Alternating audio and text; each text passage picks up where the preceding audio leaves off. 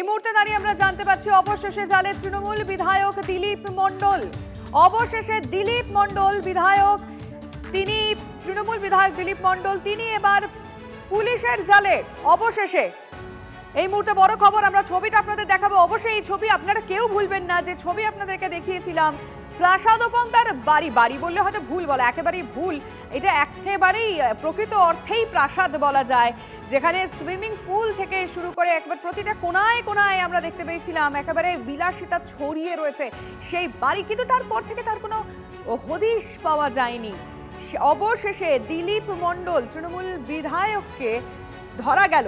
অবশেষে এবার দিলীপ মণ্ডল পুলিশের জালে। সুশোভন আমাদের রিপোর্টার থেকে আমরা বাকি তথ্য জানবো। সুশোভন, কোথা থেকে পাকড়াও? দেখো, পুরী থেকে বিষ্ণুপুরের বিধায়ক দিলীপ মণ্ডল, তাকে আটক করা হয়েছে এবং ইতিমধ্যেই পুলিশ সূত্রে খবর যে দিলীপ মণ্ডলের খোঁজ পাওয়া যাচ্ছিল না, বিভিন্ন জায়গায় পুলিশ তার খোঁজ পাচ্ছিল না। অবশেষে পুরীতে একেবারে রাজ্য পুলিশের একটি টিম যায় এবং সেখানে গিয়ে কিন্তু বিষ্ণুপুরের বিধায়ক দিলীপ মণ্ডল, তাকে ইতিমধ্যে আটক করা হয়েছে। তুমি জানো তার নামে অভিযোগ ছিল এই বিধায়কের নামে, এবং ইতিমধ্যেই কিন্তু রাজ্য পুলিশ পুরী থেকে গিয়ে বিষ্ণুপুরের বিধায়ক দিলীপ মণ্ডলকে আটক করেছে এবং ইতিমধ্যে জিজ্ঞাসাবাদ শুরু হয়েছে বিষ্ণুপুরের বিধায়কের। পুরীতে কি হোটেলে ছিলেন? একেবারে পুরীতে একটি হোটেলে ছিলেন এবং গোপন সূত্রে খবর পেয়ে কিন্তু রাজ্য পুলিশের একটি টিম তারা যায় এবং সেখানে গিয়ে, যেহেতু বিষ্ণুপুরে তুমি জানো যে তার যে বাড়ি সহ একাধিক যে ঠিকানা, সেই ঠিকানায় তিনি তারা এতদিন থাকতেন, সেই ঠিকানায় কিন্তু কোনোভাবেই পাওয়া যাচ্ছিল না। অবশেষে পুরীতে যখন তাদের জায়গা জানা যায় এবং পুরীতে যখন যায় গোপন সূত্রে খবর পেয়ে, সেখানে দিলীপ মণ্ডলকে হাতে নাতে ধরে এবং বর্তমানে তো জিজ্ঞাসাবাদ চলছে। সুশোভন, একবার আমি তোমার থেকে জানতে চাইবো আরো একবার দর্শকদের উদ্দেশ্যে, যে কি কি অভিযোগ দিলীপ মণ্ডলের বিরুদ্ধে?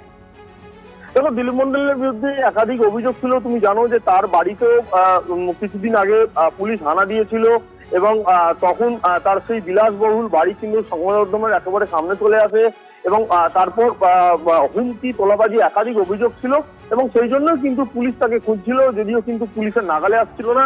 পুরী থেকে আজকে পুলিশ তার নাগাল পেয়েছে এবং ইতিমধ্যে জিজ্ঞাসাবাদ শুরু করেছে। আটক করেই কিন্তু জিজ্ঞাসাবাদ চলছে।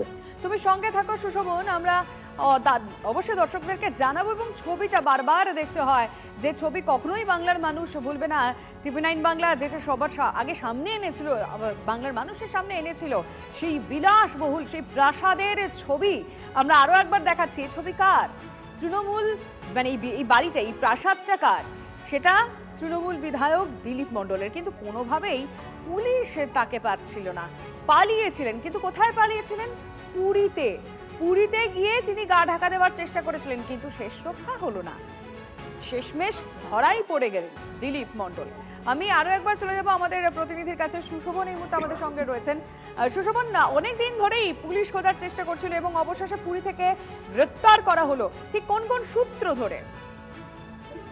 দেখো, অনেকদিন ধরেই দিলীপ মণ্ডলকে খোঁজার চেষ্টা করা হচ্ছিল, কিন্তু কোনোভাবে পাওয়া যাচ্ছিল না। পুরীর একটি হোটেল ছিল, সেই হোটেল থেকে কিন্তু দিলীপ মণ্ডলকে প্রথমে আটক করা হয় এবং ইতিমধ্যে কিন্তু জিজ্ঞাসাবাদ শুরু হয়েছে।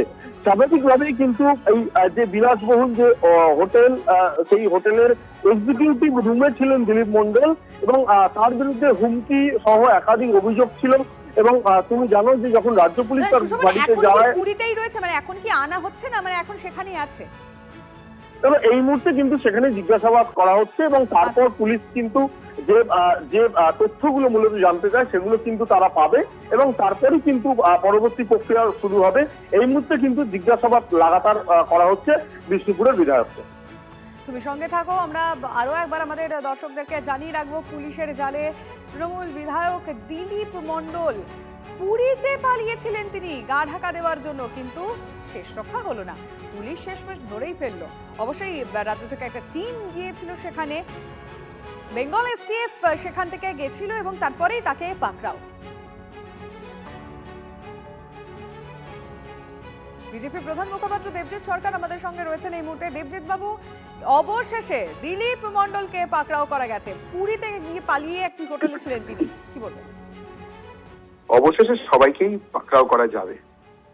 সবে তো আজকে এখনো 1 মাসও হয়নি, তার মধ্যেই মোটামুটি অনেক রকম যারা বেআইনি কাজকর্ম করেছিলেন বেআইনি কাজের সঙ্গে যুক্ত ছিলেন।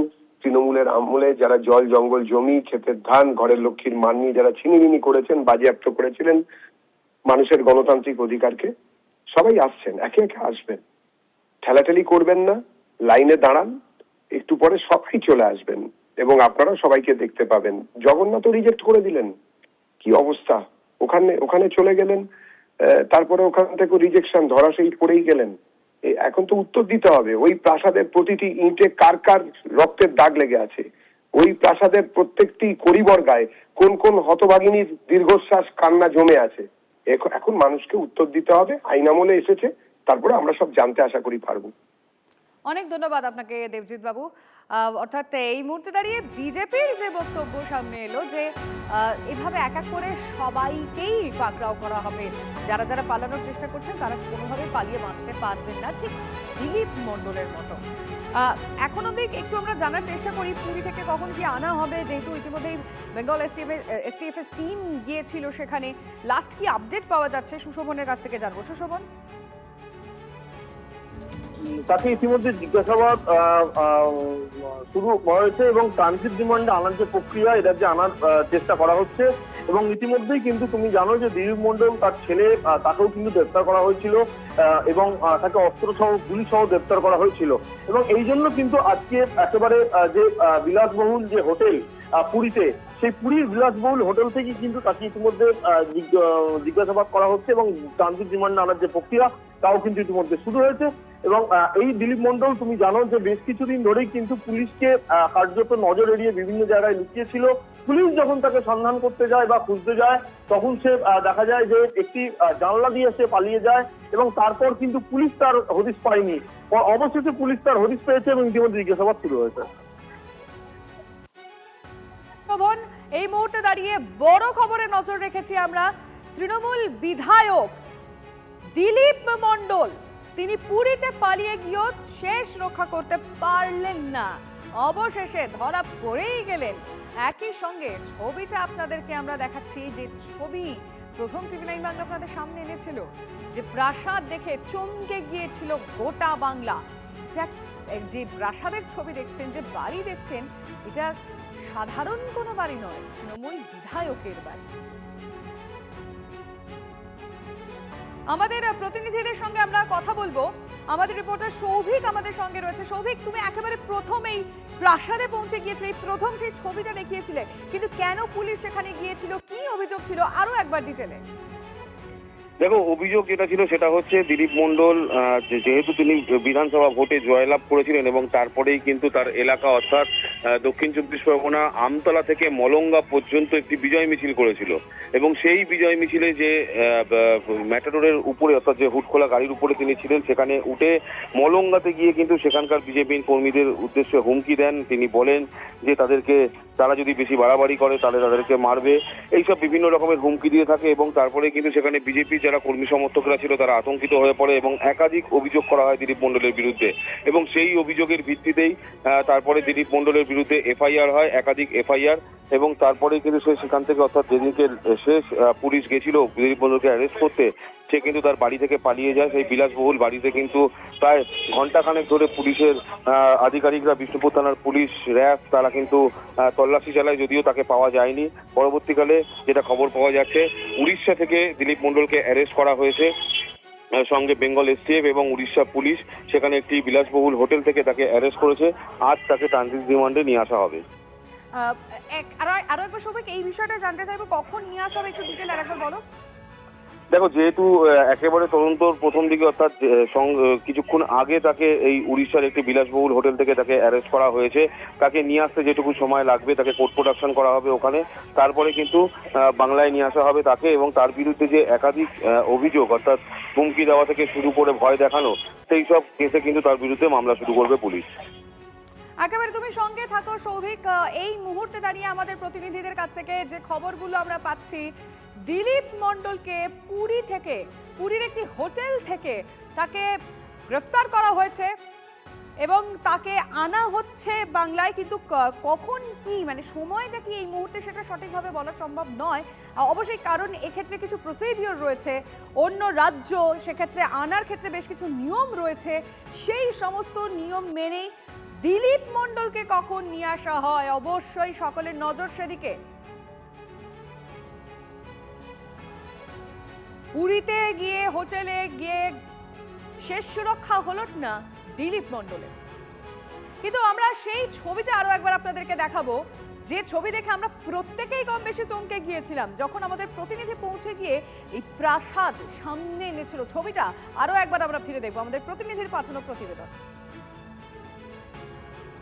এই বাড়ির সিসিটিভিতে এসে বসলাম। এই যে এটা বাইরের সিসিটিভি, এটা পার্কের সিসিটিভি, এটা সুইমিং পুলের সিসিটিভি, এটা মেন গেটের সিসিটিভি, এইগুলো বোধহয় কোনো ঘরের সিসিটিভি হবে। গাড়ির সিসিটিভি রয়েছে 1 2 3 4 5 6 7 8 9 10 11 12 13 14 15 16 16টা স্ক্রিন দেখতে পাচ্ছি, অর্থাৎ 16টা ক্যামেরার আউটপুট থাকা উচিত। বাইরে থেকেই দেখবো।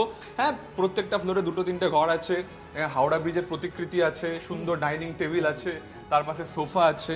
এইভাবেই কিন্তু না, ভেতরে যাচ্ছে না, এইভাবেই কিন্তু গোটা ঘর দেখা যাচ্ছে। এবং তুমি দেখতে পাচ্ছ যে মানে বিলাসবহুল ঘর, এবং কোন কোন কিভাবে কিভাবে কিভাবে তারা সেই সম্পত্তি অর্জন করেছেন, কিভাবে তারা এই সুন্দর বাড়ি বানালেন সেটা তো আমরা জানি না, আমরা দেখাচ্ছি যে এই বিলাসবহুল ঘর রয়েছে। কেন্দ্রীয় বাহিনী পুলিশ এরা কথা বলছেন, এই জায়গাগুলো তল্লাশি হয়েছে, চারদিকটা খুলে দেখা হয়েছে, বিছানা তুলে চারদিকে তল্লাশি হয়েছে।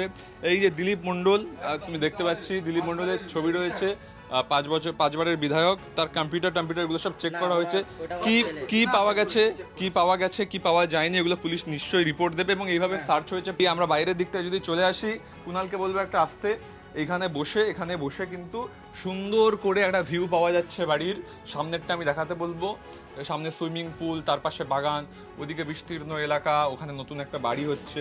সবটা মিলিয়ে পুলিশ তল্লাশি চালিয়ে গেছে, এবং এখান থেকেই কিন্তু দিলীপ মণ্ডল তার বাড়ি এটা। এবং নিঃসন্দেহে মানে কি তদন্ত হচ্ছে, কেন তদন্ত হচ্ছে, কি করে তিনি সম্পত্তি করলেন, এগুলো নিয়ে অনেক প্রশ্ন থাকবে, অনেক আলোচনা হবে। তবে এই বাড়ি দেখে কিন্তু তাক লেগে যাচ্ছে। যে ছবিটা আমাদের প্রতিনিধি সুমন তুলে ধরেছিলেন, সেই ছবিটা দেখালাম, মানে এটা বাড়ির ভিতরের ছবি দেখালাম, বাড়ির বাইরেটা কেমন চলুন এবার সেটাও দেখি। এসে ভিড়মি খেয়ে গেছি। এই যে যেখানে দাঁড়িয়ে রয়েছে, এটা হচ্ছে একটা গুহা, বাড়ির অভ্যন্তরে এরকম গুহা তৈরি করা হয়েছে। সেই গুহার মধ্যে আবার রয়েছে গোপন ঘর, সেই ঘরে না জানি কি আছে, ঢুকতে ভয় করছে, কারণ যেভাবে জিনিসপত্র এখানে রাখা রয়েছে। এবং চারদিকে ছড়িয়ে ছিটিয়ে জিনিস, বাড়ির মধ্যে একটা আস্ত গুহা তৈরি করে ফেলেছেন এই তৃণমূল নেতা 5 বারের বিধায়ক দিলীপ মণ্ডল। এই গুহা থেকে যদি বেরোই তাহলে আসবে একটা সাঁকো, সেই সাঁকোর নিচে সুন্দর একটা বাঁধানো ঘাটের মতন তৈরি করা হয়েছে। সেই সাঁকো ভেদ করে যখন আমরা বেরোবো, তখন কোথায় গিয়ে পড়বো? তখন গিয়ে পড়বো একটা শীততাপ নিয়ন্ত্রিত ঘর। সেই শীততাপ নিয়ন্ত্রিত ঘরে এখনও এসি চলছে, এবং এই শীততাপ নিয়ন্ত্রিত ঘরের বাইরেরটা হচ্ছে গ্লাস ডোর, চারদিকটা খোলা, ভেতরে অন্তত 5টা ক্যারাম বোর্ড রয়েছে। কারা খেলেন, কি খেলেন বুঝতে পারছি না। একেবারে 5 স্টার রিসর্ট, দোলনা দুলছে। এইভাবেই কিন্তু আভিজাত্যের একেবারে সর্বোচ্চ শীর্ষে পৌঁছে গেছেন এই বিধায়ক বলা চলে। একেবারে সবুজ গালিচা, সুন্দর করে তৈরি করা বাগান, চারদিকে একেবারে আয়েশের কোনো খামতি নেই, বৈদেশিক পাখি, তার পাশে সুইমিং পুল, কি নেই এখানে। এইভাবে এখানে আরাম করার জায়গা, এখানেও ক্যারাম বোর্ড রয়েছে। একেবারে সভা পারিষদ নিয়ে মহারাজারা যেমন বসেন তেমনই পরিস্থিতি, তেমনই পরিকাঠামো এখানে রয়েছে। এখান থেকে যদি এগোই তাহলে আবার খাঁচা, বৈদেশিক পাখি উড়ে বেড়াচ্ছে, পাখি ডাকছে, পাখির কুজন শোনা যাচ্ছে, আভিজাত্যের একেবারে শীর্ষে। তার পাশে চলে আসি, তার পাশে চলে আসলে দেখতে পাবো বিদেশি কুকুর, একটার পর একটা বিদেশি কুকুরের থাকার জায়গা। তার পাশে আবার একটা বাঁধানো পুকুর, সেই পুকুরের অদূরে আবার একটা ফার্ম, সেখানেও নিশ্চয়ই পাখি টাখি রয়েছে, এবং এখানে ফাউন্টেন রয়েছে। আমাদের কোনো বিরাম নেই, একেবারে সর্বোচ্চ শীর্ষে পৌঁছে গেছেন এই বিধায়ক। পুকুরটা পেরিয়ে যখন আমরা ঢুকছি তখন খুলে যাচ্ছে আবার একটা দিগন্ত, নতুন একটা বাগান। সেই বাগানে হরিণ, বাঘ ইত্যাদি স্ট্যাচু তৈরি করা হয়েছে, এবং গাছগুলোকে সুন্দর করে ছাটা, একেবারে পরিমিত একটা জায়গা। মানে বিলাসবহুল, রুচিশীলতা নিয়ে কোনো প্রশ্ন তোলার জায়গা নেই। সেই গুহার উপরেই উঠে আবার তৈরি হচ্ছে আবার একটা প্রাসাদ। সেই প্রাসাদকে রাজমহল বললেও কম বলা হবে, যা অন্তত এই পরিস্থিতিতে দেখা যাচ্ছে তৈরি হচ্ছে।